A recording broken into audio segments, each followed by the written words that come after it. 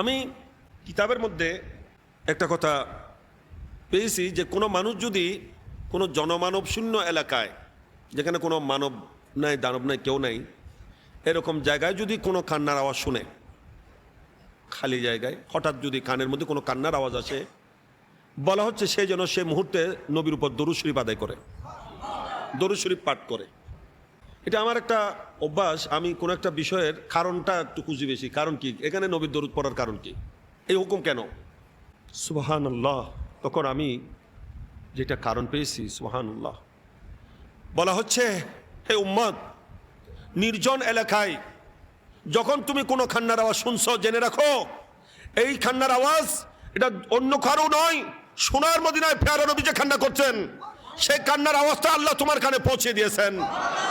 সেই জন্যই বলা হচ্ছে তুমি সেই মুহূর্তে প্যারা নবীর উপর ভক্তি মহব্বত নিয়ে দরুদ ও সালাম পেশ করো।